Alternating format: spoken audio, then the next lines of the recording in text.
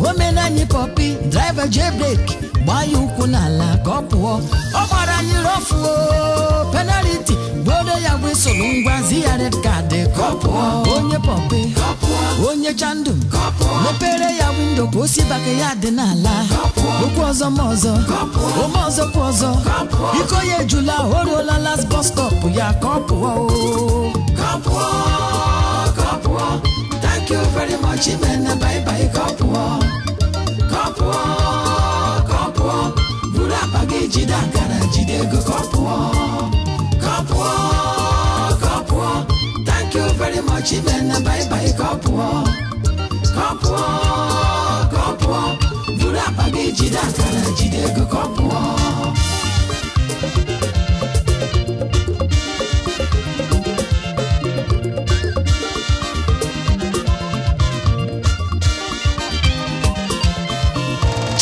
Ụwa nke sef ole nnọọ ihe a ga-ememeta ụwa ka ọ wụrụ ebe obibi ga-enye mmadụ obi ruo ala.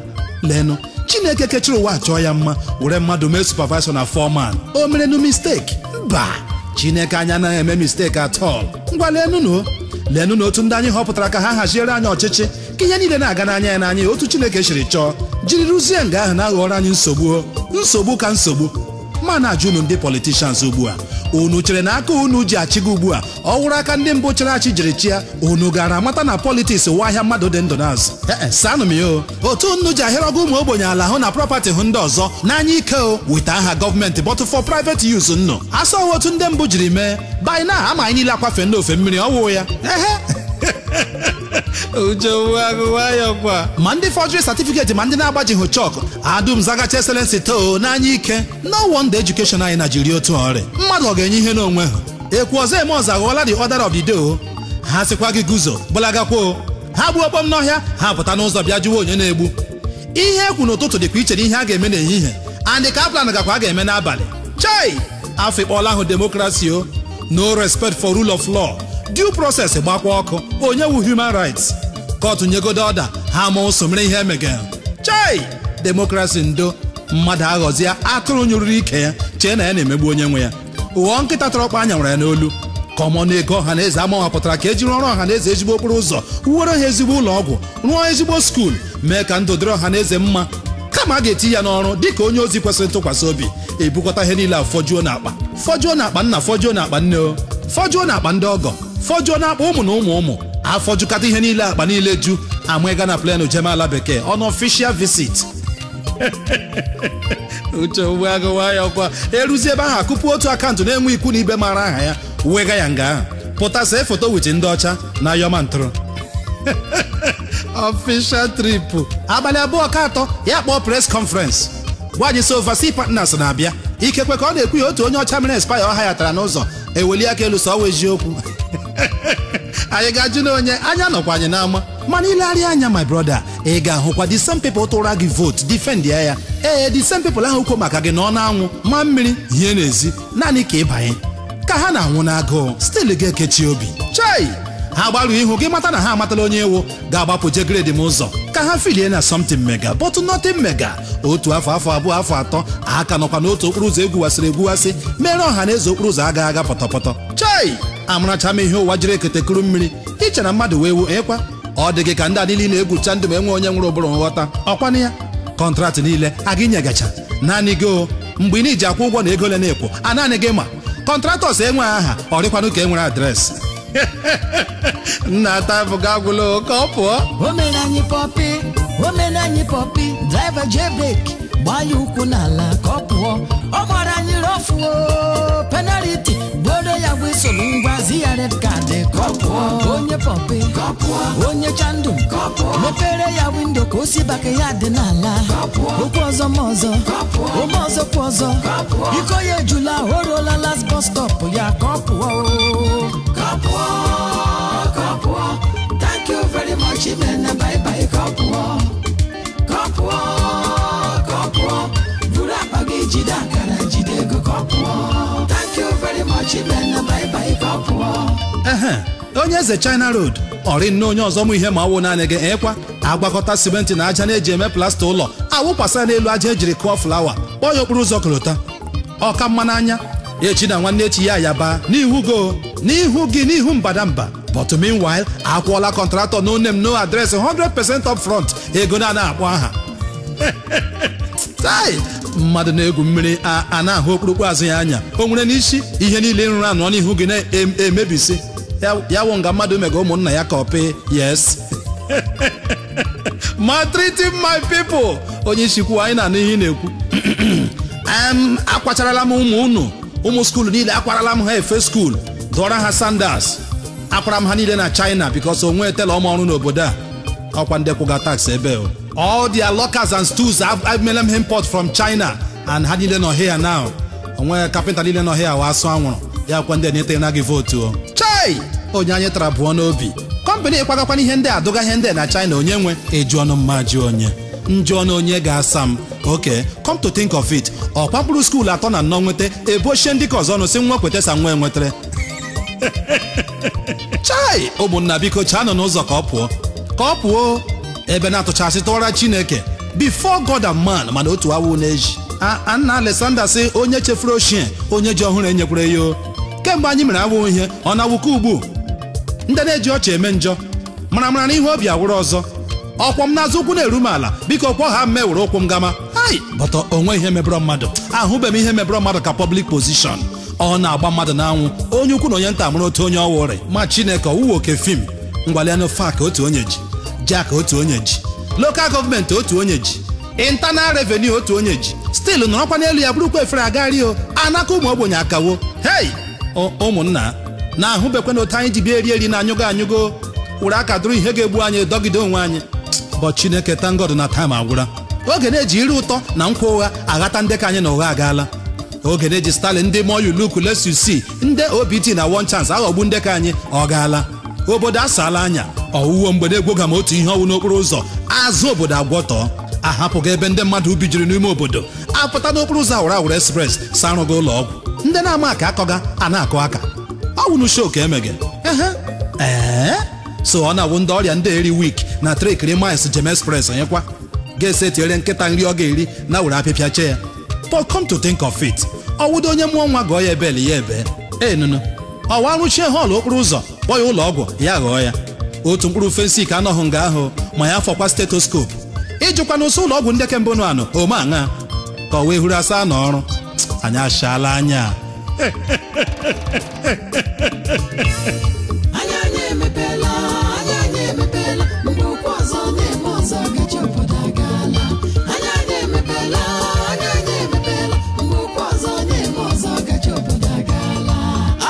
democracy isi abokpu familiocracy ya na-achị obodo government of the people by the family for the family ya na-eme ya ka anyị na-afụ papa nọ na gọọmenti mama nọ na gọọmenti ada nọ na gọọmenti ọkpara nọ na gọọmenti ndị ọgọ nọ na gọọmenti nkịta gọvanọ nọ na gọọmenti papa nọ na gọọmenti mama nọ na gọọmenti ada nọ na gọọmenti ọkpara nọ na gọọmenti ndị ọgọ nọ na gọọmenti nkịta gọvanọ nọ na gọọmenti anyị emepela ndị ụkwụ ọzọ na-eme ọzọ gachi obodo agaala anyị emepela ndị ụkwụ ọzọ na-eme ọzọ gachi obodo agaala kọpụọ thank you very much men bye bye kọpụọ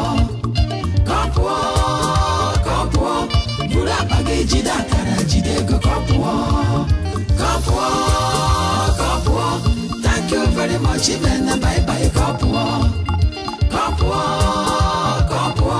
buru akpa gị jide akara jide ego kọpụọ thank you very much men bye bye kọpụọ biko drive obiọma ịgbalịa n'o akwọwere anyị hapụ anyị ka anyị chọrọ onye ọzọ ma ọ were anyị were aka ji nyama onwe anyị sef ka anyị letụkwanụ ka ị nyere anya a sịbekwa ka ịwụ nnọọ nyakara ibe n'ụwa niile biko ka ọ pụọ biko mepere na ụzọ ka ọ pụọ kama nri ju afọ dachi ụzọ hapụnụ m agbara ọnụ agụụ anaghị egbu mmadụ ke m sọ ọnwụ bịa gburu m ọ na-awụka immediately ọkwọ m n'azụ ụkwụ na-eru m ala biko kwọ ha moo akwa ekwuole m ya mbụ ọchịchị wuru ụdike ọkara anyị mma na ejiri kpọtọ nke uju ebi sụgharịa ya uwe bi ya oche ya chim anyị at least ọ ga-echetarịrị otu ụwa adịrị ya na mbụ, and know how ọ ga-aṅarịrị ndị ahụ tiri ya nga ahụ ntị. Eze onye agwụla m, biko arịọ m gị ka ọ pụọ, taịm ọ ga-agwụla. Akpa chansị anyị ejilo maka ụdị mmadụ gị. Ọchịchị Naijiria wụ ọhakarasị, ọwụ ọgakarasị ma ọ wụ familiokrasị. Biko ka ọ pụọ nụ, bikos ọ dịkwa redi ịgbanwe. Ka ọ pụọ ka ọnọdụ ba ndị ghọtara ihe abịara bịa ime. Ọchịchị awụghị ọchịchọ. Otu onye na-ebịara bịa gbaga nwa gị titi ga-ewere mma chụọ ya lachaa bịaghachi wit shinap sa ya bịara bịa ime ihe isi ya ekwekwere werekwe mma chụma ya. Ọkwa ihe mbụ ha ọ bịakwara ka ọ bịaghachikwere. Uche agụwa ya ọkwa. Chetakwanụ, before God and man 4 years before God and man n'elu ọta nsọ Chineke. Biko ka ọ pụọ nụ ka ndị omenala doro anya bata. Ndị na-aga anọ n'ọfịs tụmọda si eze ndị obodo jiri aka ahụ họpụta ọrịtuo for your own selfish reasons. Onye kwuo emefuo ya. Biko nụ lanụ m n'azụ ka ọchịchị onye kwuo uche ya were ọnọdụ. Ewepụgasị anyị nọ n'ụlọ ebe mụrụ anya etiga akpọga mgbe a na-abọshọn aghọ ọnụ omenala kemgbe. Homosexualism na lesbianism na ịghọ n'ihe mmeje kemgbe. Chineke ekwekwuru ihe ọjọọ. Ịmakwasị ewepụga amara nke Chineke, and anyị tụrụ na vote to defend ya sọpọtụ ọ wite ego anyị chọkwara ịdọtatara anyị iwe nke Chineke o. Ihe enume n'obodo Sodom na Gomora nakwa irepiti onwe ya ebe chapter 2. Biko ka ọ pụọ ka ndị ga-akwụ kọntratọs ụgwọ bata. Ndị ga-enye kọntratọs ndị Igbo ọrụ kwụọ ha ụgwọ na-awụghị iri kpọ ha mee ha ogbenye mgbeghiri, then family member ma ọwụ ndị ugwu bịa enye ha ọrụ kwụọ ha 100% up front. Ụfọdụ ewere ego anyị sef mụ isi n'ọhịa n'ihi mistake otu onye. Ụmụ ogbenye na-ebe akwa nri. Common 3 square meal na-ara ahụ n'ime ikitimi ezinụlọ. Ewere ọnụ ụtọ gbagide anyị. Oke amụsụ na-ata anyị na-afụ anyị ohi, bọtụ ndị na-ebuba bilion na-ebuba. Chai! Ụmụnna a na-ahụ nna si ikirike onye oshi mmụọ. Gọọmenti prọpati niile irire akpọ ya privatize. Ọ bụkwana ihe ọwụ ma ichekie ya. After all, ego niile na-ereta na ya ọ bụ na private akaụntụ mmadụ ka ọ laga. Uche agụwa ya kwa. Ewere họteelụ gọọmenti enwewere ya isi ya nwụọ pee ke ha ebilie bọta ọnwa mgbe nta ọ gaghị adịgide. Ọ bịara nga onye abịa gbukwule ya o, so that yalama mkpụmkpụ agaghị apụ ya n'azụ. Biko ka ọ pụọ. Ụmụ youth annowunu tishu eyuzuo na atụfuo kwa aka. Awụ nnọ na-atụ vote protect ya meekwa aghịrịgha nọ n'elu ya, but echigharịgoro akwụma graduate nnụ 20,000 n'ọnwa. Ndị ka na-agaghị skuulu sorry adụọna nnụ black and black bige na egbe ntụ na ọkada nna aghọ vigilante security ọnwa gwụ 4,000 naira. Onye na-aga ama na-eji otu ahụ si ya ghara, bọtụ nkịta nọ n'ụlọ gị na-eri nri 50,000 naira everyday. Agba private jet esi eje ala bekee for treatment with visa o. Bọtụ ndị keke ndị anyị ji mee kampenu na kembụ nọkwa nga aha anọbekwa ha. Rebe m anya ekwugharị ka ndị eriri eri. Even anya ghakwara stika second term n'azụ keke ha ugbu. Uche is alright. Onye nyere 2,000 naira ya rachi ya mana rice ma ego ya ebulie. Chefuo na ihe ọbụla anyị na-emete taa na ọwa ụmụ anyị ga-akwụ ụgwọ ya echi. Chefuo na ọwa ụmụ na ụmụ anyị ka a na-ejikọrọ ụgwọ ndị a niile. Ma Chineke ọ na-agbagojukwa m anya o.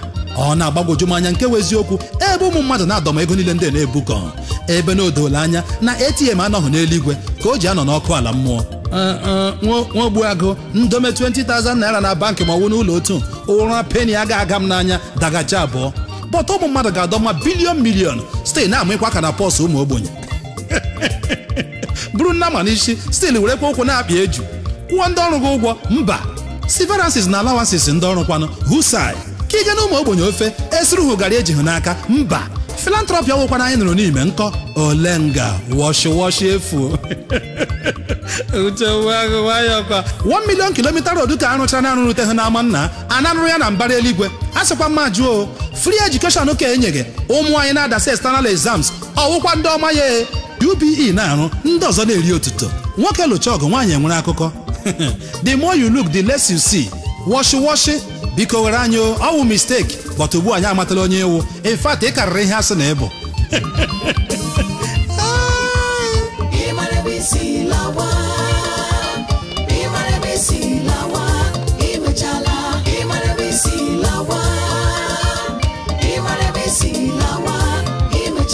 Iburu onye Hausa lawa ugwu Hausa lawa Ijebu, iburu onye Yoruba, iburu nwafọ Igbo weta evidence ịmara ebe isi lawa ịrụchala. Iburu onye Hausa lawa ugwu Hausa lawa Ijebu, iburu onye Yoruba, iburu nwafọ Igbo weta evidence ịmara ebe isi lawa ịrụchala.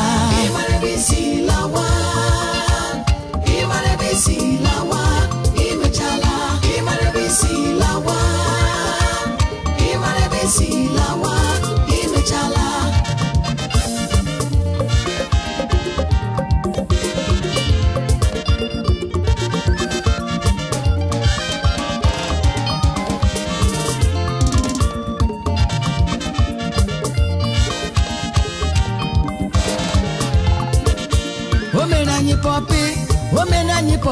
driver jailbreak gbaa ya ụkwụ n'ala ka ọ pụọ ọ gbara anyị rọfuo penalty bodo ya bụ isolu ngwa zi ya red card ka ọ pụọ onye pọmpe onye chandum mepere ya windo ka o si baka ya dị n'ala okwu ọzọ ma ọzọ ome ọzọ kwa ọzọ iko ya ejula o ruola last bus stop ya ka ọ pụọ ka ọ pụọ thank you very much man bye bye ka ọ pụọ buru akpa gị jide akara jide ego ka ọ pụọ thank you very much man bye bye ka ọ pụọ buru akpa gị jide akara jide ego ka ọ pụọ.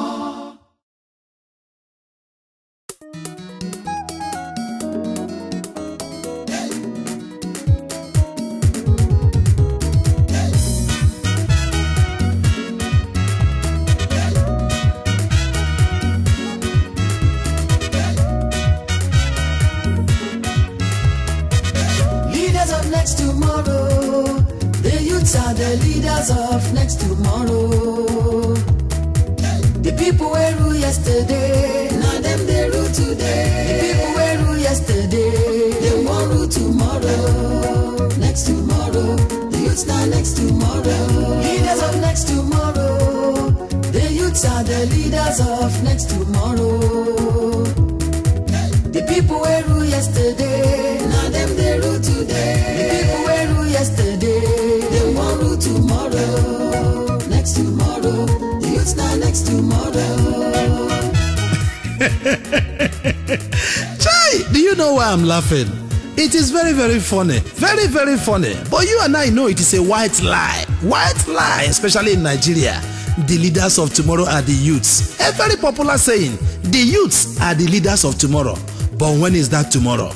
My small son asked me, Daddy, is today that tomorrow you were talking about yesterday?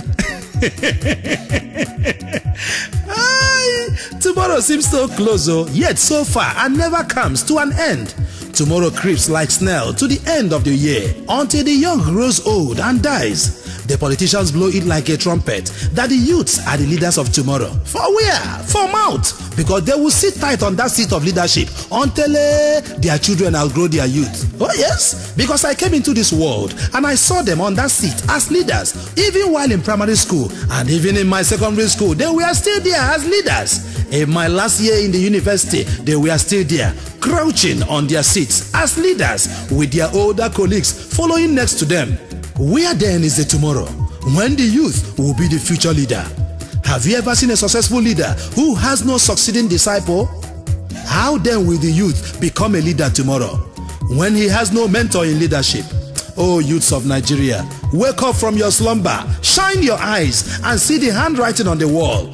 For how long will the old politicians continue to deceive us, calling us leaders of tomorrow without letting us see the tomorrow as youths? We don't need a Jeremiah to tell us that these old people have no plans to give us the chance to be leaders. Or who knows, maybe the youth may be waiting to be like Ezekiel's dry bones before rising to the realities on ground. Chai! But why don't you ask yourself this question, jokes apart? When and how will the tomorrow come? I mean the tomorrow we are waiting for. Maybe after later. I mean when they must have dropped their khaki and their gun, only to wear agbada or suit to pick up broom or umbrella, sweeping the rubbish things they accumulated under the carpets just for us to choke up tomorrow. Don't you know that when a visitor comes to your house carrying a blanket and pillow, obviously he has no plans to leave that house that same day? Oh yes? When are you expecting the tomorrow to come? When are you expecting the tomorrow to come? Is it when their over-dyed hair that has turned to overall white has receded to the back head? Who is sure? Nobody is sure. Because tomorrow they may change their minds, drop this broom at a point and pick up a club to break into our tomorrow. Oh yes? Come on, Nigerian youths, rise and shine. The truth is that there is no other tomorrow for you than now. Tomorrow is just a time frame. It has no end. Let's go all out and search for honest old people who really want to see the youths as leaders of tomorrow. Not be from out, yes, the old who understand that a nation without youth is destined for extinction. Yes, Shine your eyes. Nigerian youths, the leaders we are looking for are easy to find. They are those leaders who choose the young ones to understudy them and follow their ways. Those elders who, like my grandfather, would always go to the village meetings with me while I was only 7, carrying his stool. Ho-ha! That leader who does not have any young disciple carrying his bag and marking his footsteps. Surely he hates the youths and he has no tomorrow. Sure, Nigerian youths, oh yay! Come, let us show him the way out. We cannot afford to leave him there till tomorrow. Today is that tomorrow that we've been talking about since yesterday. We must grab the tomorrow today so that the tomorrow will stop being a mirage for the youths. The ball is in our court. Oh, Nigerian youths, what else are we waiting for? Oh, how long? Oh, which time? Oh, which day? Conductor go be driver.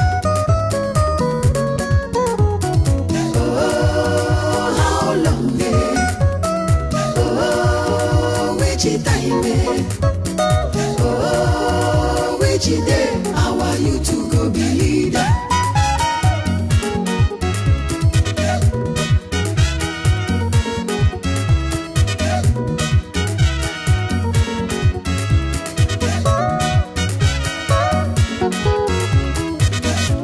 Tell me, how can Nigerian youths become leaders of tomorrow when even in the Nollywood, where actors and actresses are expected to earn a living with their God-given talent, they are instead fraudulently forced to pay the producer who is using their talents to make his profit? Oh my God. Whereas in other countries of the world, media houses pay royalties to music artists for using their works for broadcast, and television houses pay producers for using their movies and films for broadcast. But in Nigeria, the reverse is the case. The reverse is the case. That way they pay them. How can the struggling Nigerian youth survive this wicked world with his God-given talent or become a film producer tomorrow when he or she is so terribly exploited? Okay, have you ever stopped to ask yourself why the Nigerian male national football teams find it very difficult to have formidable teams during international competitions, in spite of the large number of successful players we parade in Europe, Asia and America? But the question is, how can the talented player who cannot afford to buy the coach come to stardom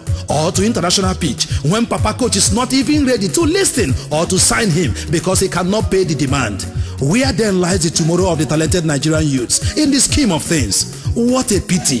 What a sorry situation for Nigerian youths. Oh, where will your salvation come from, oh Nigerian youths? Of course, there's no tomorrow without today. Have you ever sat down to think of the today of the Nigerian youths? Where lies the hope of the Nigerian youth of today, whose life is beclouded with humiliation and suffering in every corner of the world? I was in Dubai and I visited the Dera market. It was a gory sight, seeing the Nigerian graduate youths in the most humiliating business of tying loads and goods for visiting buyers. Okay, just visit the Hebrew area of Johannesburg or some of the streets in Cape Town, South Africa.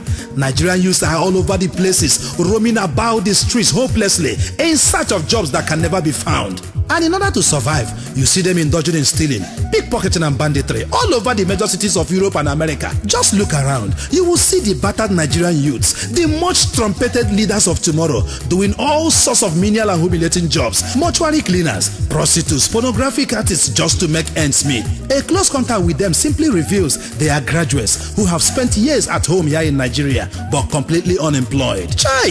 Alright, listen to radio or read your newspapers. You will hear how our leaders of tomorrow, the youths, are being killed like rats in Malaysia, Indonesia, Morocco, and our neighbor countries here for treasonable and pardonable offenses. Oh, yes, treasonable and pardonable offenses, all because of frustration. Our leaders here do not even have plans for the so-called leaders of tomorrow. Many youths now resort to selling their kidneys and other vital organs of the body to overseas hospitals just to make ends meet. Chai! Are those the Nigerian youths who are the leaders of tomorrow? Tell me! If God were to open your spiritual eyes to see that the hundreds of carcasses rotting away in the Sahara Desert are no others than the Nigerian youths who in the bid to beat penury and shame resolved to hang in their faith in the balance and trekking across the dry desert in scorching heat just to find a job that can earn them a living outside this country, you will undoubtedly seek to shut every mouth that calls Nigerian youths the leaders of tomorrow. Okay, excuse me, what plans have the politicians and leaders of today for the welfare of the Nigerian youths, at least to nurture them to take up their position as the leaders of tomorrow? None at all. None! Except remembering them every 4 years, every 4 years during elections, just to use them as thugs and hired assassins, ballot box snatchers, and campaign hoodlums, then dump them immediately after the elections as highly disposable rubbish. Instead of planning the future for their leaders of tomorrow, the political leaders of yesterday still on seat today only plan how to remain on that seat until tomorrow. They make rules and policies that debar the youth from coming close to leadership positions. Oh yes, their plans have no strings to co-opt the youth into the scheme of things. But no. For what now? Rather they co-opt them into crime and immorality. Go to our universities. The old must die on seat are there, practicing and teaching the youth how to steal through sorting, and the forceful sales of handouts. They are there teaching and forcing the young girls, the mothers of tomorrow, into prostitution. And to protect their wicked plans, they form cultist groups for the young students. So right from the college, the acclaimed leader of tomorrow is thought to be a cultist, an armed robber, a gun runner, assassin, murderer, a rapist, and a drug peddler, addict. Oh my God, never you forgive them. Can you imagine? This same old must lead forever who render these youths useless, making it impossible for them to become leaders of today or tomorrow, will still go and surround themselves with these criminal youths to perpetrate their continued hold to power and authority forever. And I ask, on which seat of power again will the youth sit to lead tomorrow, when on every power seat it is clearly written conspicuously, no vacancy here? Chai, where then will the youth to sit to claim his leadership tomorrow? The youths are left with no alternative than to foment trouble and to cause restiveness in any available space. They do it and they are still doing it in the economy space. They will soon begin to do it in the political space. Nigerian youths are beginning to understand that unless a young man behaves like a madman, his parents will not marry for him. Oh yes, they are beginning to understand that the old have no plans to give them a fulfilled life as youths and a happy old age tomorrow. Their psyche is being steered towards a new direction to claim their leadership of tomorrow. They are now beginning to see that the only language that this old must die on power understands is the language of the old shall die for the young to grow. Oh yes. That language has one vocabulary, only one vocabulary: restiveness. And once Nigerian youth learn that vocabulary now, but God forbid, the language is bound to change. Revolution.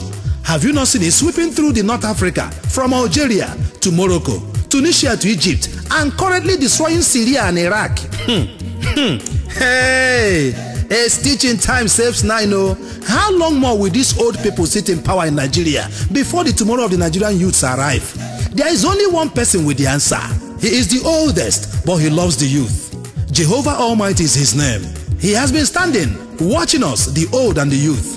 It is he who decides when the tomorrow of the youth will come. Oh yes! It is only God who knows the exact day and time, the month and the year it will come. But if you ask me, Uche Ogbuagu, I think it will come whenever the Nigerian youths realize that it is them who actually put the old sit-tight politicians on that seat. And it is them who will remove them. Oh yes, it will come when the Nigerian youths realize that it is them who form the ladder for the old politicians to climb up, and it is them who will remove the ladder for them to fall down. Certainly, it will come when the youths realize that unity is strength, and that when fragile broomsticks are tied in a bundle, it becomes impossible for the strongest man on earth to break a single stick in that bundle. Then and only then will God usher in that tomorrow of the Nigerian youths and actualize that dream of being the leaders of tomorrow. Otherwise, what I'm seeing on ground now, I don't see any tomorrow. Walai, tori Ọlọ́run machi. How long? Oh, which time? Oh, which day? Conductor go be driver.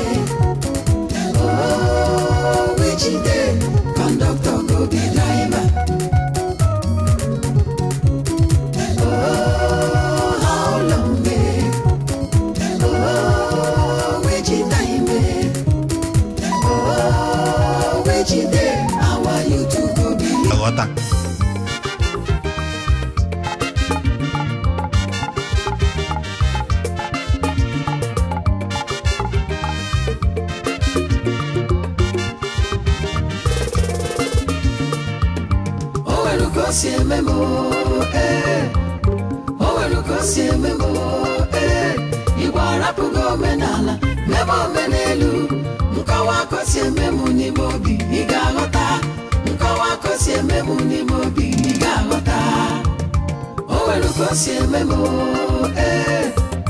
nwere ka o si eme m Igbo arapụgo omenala mebe omenelu nkọwa ka o si eme m n'ime obi ị ga-aghọta nkọwa ka o si eme m n'ime obi ị ga-aghọta ụmụnna ndị Igbo gbakwanụ m otu m ga-esi aghọta onye dị ka m ochie mmadụ onye amụrụ mgbe ọsa na uze ka wụ naanị ndị jiri ime ọhịa mere stadiọm dimkpa ha ka m onye amụrụ naanị mgbe otu oke ọkpa wụ ihe nwere ikike ibe akwa n'ime nche abalị gịnị ga-eme m ga-eji aghọta ebe ụmụ ọlọrọ ọhụrụ bịarala sụgharịa omenala Igbo isi njirimara Igbo aghọzie ihe eji eme akaja biko gwanụ m ihe unu chọrọ ka m ghọta gwa m obodo ọbụla ma ọ bụ mba ọbụla ị maara na-enweghị omenala a na-anụ aha ha anụ n'ụwa mba na-enweghị omenala ọ wụnụ mba nwụrụ anwụnụ pii isi omenala wụ n'asụsụ ha ma leenụ otu echiriwere asụsụ Igbo taa mere ihe egwuregwu ya na ala n'iyi ihere peni a na-eme ndị okenye anyị n'ala Igbo taa ha ga-emepe ọnụ gwa gị na nwa ha mụrụ n'ala Igbo anaghị asụlụ Igbo ịjụ ya ajụjụ n'Igbo ya saa gị ya na bekee I don't hear Igbo chai ihe ọjọọ chịtịrị m letukwelenu ọwụ onye nne ya na nna ya mụrụ n'ala Igbo birikwa n'ala Igbo na crossbeghị River Niger ma ya na-afọkwa ndị ka ebi outside ihere megbuokwe nne na nna ọbụla wụ ndị Igbo na-akwado nwa ha so na ọmaghị Igbo asụ gwado m ewepụghị asụsụ gịnị ka eji amatazi ebe isi n'ụwa m jụọ nwaanyị ha sị m gaa aghọta olekwana otu m si aghọta ebe unu kpọgidere omenala na isi n'ala no wonder masịkwanụ ihe politiks na-eji akparị omenala atọrọ ya atọ onye ọchịchị gọọmenti na-ga-atụghị m ụkwụ kpọọ ndị eze mitin nyekwe ha ọda so onye ọbụla abịara leti na a ga-anapụ ya mkpara ya ndị eze ama ụzọ were frọntọm bụ jeme chai na leenụno gọvanọ anụwa aga n'obi eze ji anara ngozi ọ na-awa onye eze ga na-aga na gọọmenti haus ji anara instrọkshọn chai ekwesịghị irugbu ụlọ onwe gị n'ala nnọọ onye eze ọdịnala amawoghị ugwu yo gịsị m nga aghọta gịnị ka ị chọrọ ka m ghọta na omenala asụgharịrị isi n'ala otu onye kwa mgbe niile onye ọbụla na-eti omenala nwụọ na omenala nwụọna gịnị mere ọ gaghị anwụ gwadịla m ebe eze ọdịnala nwa onye nyefere nchekwa omenala n'aka nwere ike yiri traza jin ga-akọpịrị rum n'otu họteelụ kpọrọ ụmụ agbọghọ isii ka asaa kpupu okpu eze dome n'akụkụ ụmụaka na-anarịrị ya aka n'ahụ na n'isi chai lekwe na onye eze eme n'onwe ya public assault yiri uwe ndị eze machi ya line paredi ka ụmụ skuulu egbupụrụ gọvanọ ọmụ echi ọ batara chai nwe trata mapụrụ na-anara salut nwayọ ga-asị gị na ịda na echi ndị eze ndị Igbo onye mere unu ihe ọ ga-adịrị ya na mma mana ụwa ama n'igwe ma ọ wụ na Chineke ga-eme ebere kwee ka onye ahụ baruo n'igwe ụmụnna m ndị Igbo ọkwa ihe ndị a ka m hụgao njụ ese ka m mara ihe na-eme asị m hapụọ na m aga aghọta ekwesịkwana m ịghọta atọl olekwana ebe m ga-esi aghọtawa ugbu a ebe unu niile kpebirile ịgbakọta aka ga egbuo omenala Igbo ngwa leenụ ọwụladị ọlụlụ di na nwunye anyị ihe eji akwanyere ndị Igbo niile ugwu so n'ihe ndị eji mara anyị dịka agbụrụ Juu ụmụ ọgwụgwọ oge ndị abịakwala bịa sụgharịa ya isi ọ dịkwa egwu kama a ga-ebuzu ụzọ lụọ nwaanyị n'usoro omenala bụkwa na ịgba nkwụ ma ọwa ibuzu mmanya nwaanyị bụ emume mbụ Jizọs Kraịst ọkpara Chineke bụkwa ụzọ gaa n'obodo Kenan na Galili dịka ezigbo nwa okorobịa Juu ndị ntorobịa kọmputa ugbu a asụgharịala ya isi ha na-ebuzi ụzọ gaa na chọọchị gaa gbaa akwụkwọ ma ọ wụ na kọt shizi ebe ahụ gawa na ke ndị ọgọ gaa ịgba nkwụ chai uche agụwayọkwa ndị ka ọ takwana n'isi ha lụọ onwe ha na Facebook chat ya na Facebook mee marriage na Facebook before na ahụ m onwe ha anya chai ihe warụ ezigbo arụ kara aka mere ndị Igbo na-eji atụ ilu na ọwa arụ na mmadụ ga-ebu ụzọ gbachaa ike tupu bịa gawa mposi and watch ụdị marriage ndị ahụ ọ ga-agbagwoju gị anya echi na alụmdi na nwunye ndị ejiri otu a sụgharịa omenala anyị isi lụọ ma nwaanyị ahụ ewere ha ọtọriti dịka di onye isi ezinụlọ marriage ahụ agbasala kpamkpam unu na-ajụkwa onwe unu ajụjụ ndị Igbo nwe m o nweela ebe Chineke kere anyị na oyiyi ya jụkọtara ihe mechaa like nwa ya mbanụ nke anyị bidoro lesụgharịwa omenala isi agba nkịtị n'ala Igbo a oge na-abịa mgbe anyị ga-akpawa agwa ka ndị India ebe nwaanyị na-akwụ ụgwọ isi nwoke ma na-alụ ya oh yes anyị gba ndị ntorobịa anyị ya nkịtị otu ọ dị hụ taa otu ụbọchị ụmụ agbọghọ ga-ebido buwe mmanya gawa ajụjụ n'ụlọ nwoke ịsaịkụrụ n'aka ị ga-aghọta o mechaala mefere gị na ọzọkwanụ ka ọ fọdụrụ ebe nwa mpịrịkịrị nwa ntakịrị nwa agbọghọbịa ga-adị very bold ụjọ atụghị obi elu arịrị ebiri nna ya agadi nwoke aka n'isi akpọ ya my baby. Ọbasi bi n'elu mekwere m ekpere, Chineke biko ekwekwele ngwere gbaa ji nga m nọ ndụ. Chineke biko bịa kwoo, ọbasi bi n'elu biko bịa nye aka, bịa nyere anyị aka kụjuoro anyị ụmụ okorobịa ndị ọlọrọ ọhụrụ ugbu a. Mgbe njimara na egwu abụghịla na nchakasị anya, ọkwa mgbe ha lere omenala ọgbụgba ndụ ndị Juu nke anyị na Chineke gbara, ụkwa na ibi nwa nwoke ọbụla a mụrụ ugwu n'abalị 3 a mụrụ ya, chọọ ịsụgharị ya isi o, mezie ya abalị 4, njinji ejienu, ụmụaka nwụsị ya ka ọkụkọ. Ha mata n'eziokwu na ọgbụgba ndụ Chineke na ndị Igbo kachiri ike. N'ụtụtụ echi, akwụkwọ ụlọ ọgwụ nọ n'ala Igbo nga nkwuo otu onye sị m agaghị aghọta. Of course agaghị m aghọta, ekwesịkwana m ịghọta. Kedu ebe m ga-ebido aghọtawa? Na agwa ụmụaka anyị unu mebisirila agwọtọsị ya, kpọ ya civilization, mmepe anya. Mgbe anyị wụrụ ụmụaka, ọ na-awa anyị hụ ndị okenye, anyị ekwere ha ekele n'ezi nsọpụrụ. Ma ọ bụ na bekee ma ọ bụ n'Igbo, nwatakịrị hụ ha na onye okenye, ọ ga-apịa onwe ya ka akwa. Gbatụle n'ihe mege taa, nwatakịrị buru ha na okenye ụzọ bịa mmemme nọrọ n'oche, ha sị bekwa oche ejula ebe niile, ọ ga-ebili. Ị na-akọwara ya na onye ewe okenye na ọkwanyere ya ugwu, ya sị doesn't matter. Civilization abịanụ na ka ekele usai ya mere ga-ebere eme ya mepụta aka na okenye mụrụ ya mụ n'aka. So what's up guy? Okenye na-asa ya fine sa. Ọ gafee gị tụgharịa anya lee ya, ọ gbụdara n'ịka ya agbụda, yie onye ara branchi, kpọ ya sagen. Civilization ị ga-aghọta.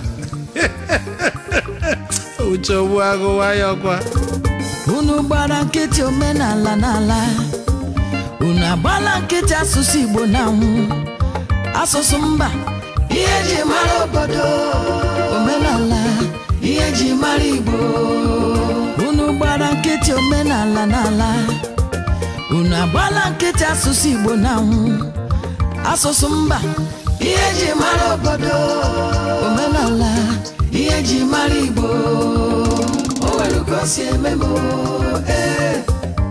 nwere ka o si eme m, Igbo arapụghị omenala mebe omenelu. Nkọwa ka o si eme m n'ime obi, ị ga-aghọta. Nkọwa ka o si eme m n'ime obi, ị ga-aghọta. O nwere ka o si eme m, o nwere ka o si eme m, Igbo arapụghị omenala mebe omenelu. Nkọwa ka o si eme m n'ime obi, ị ga-aghọta. Nkọwa ka o si eme m n'ime obi, ị ga-aghọta. Igbo mụrụ nze m ọzọ, unu ahụlanụ na ekele aghọọla mmasị. Ọwụkwaghị ugwu na omenala Igbo, ma gaa n'ala Awụsa, gaa n'ala Yoruba, nsọpụrụ na omenala ha anaghị anwụ anwụ. Otu ọ masịrị nwaanyị ma ọwụ nwata gụọ akwụkwọ, ọ hụhala onye tọrọ ya, ọ ga-amakpụrụ kelee. Gịnị ọzọ ka ị chọkwana ka nghọta na omenala Igbo na-abụghị n'ala arụọla? Agaghị m aghọta o ihe kpatara ma ndị ọchịchị ma ndị a na-achị achị ji gba nkịtị ka omenala Igbo anyị si otu a nwụọ pee. Agaghị m aghọta ihe ndị eze ọdịnala ga-eji si otu a ree ugwu ha na nsọpụrụ ha, wụrụzie ihe ụmụ okooko ndị ọchịchị ọgwụgwụ oge ndị a n'ugbu a ga-eji agbarazi bọọlụ. Onye kwere otu ichiche m ga-eji aghọta ihe kpatara ndị nọ n'ọchịchị ugbu a ji ree ihere, ree ugwu, bụkwanụ njirimara ndị Igbo, ezi aha ka ego. Ma taa ndị ọchịchị agbakọtala eziokwu na ezi omume azụ, werezi ego nke ụwa mere echi. Gịnị ọzọkwana ka ị chọrọ ka nghọta ebe unu sụgharịrịla omenala anyị isi? Yes, agaghị m aghọta o until unu edozigharị omenala anyị otu ọ dị. Oha! O nwere ka o si eme m, o nwere ka o si eme m, Igbo arapụghị omenala mebe omenelu. Nkọwa ka o si eme m n'ime obi, ị ga-aghọta. Nkọwa ka o si eme m n'ime obi, ị ga-aghọta. O nwere ka o si eme m, o nwere ka o si eme m, Igbo arapụghị omenala mebe omenelu. Nkọwa ka o si eme m n'ime obi, ị ga-aghọta. Nkọwa ka o si eme m n'ime obi, ị ga-aghọta. O nwere ka o si eme m, o nwere ka o si eme m, Igbo arapụghị omenala mebe omenelu. Nkọwa ka o si eme m n'ime obi, ị ga-aghọta. Nkọwa ka o si eme m n'ime obi, ị ga-aghọta. O nwere ka o si eme m, o nwere ka o si eme m.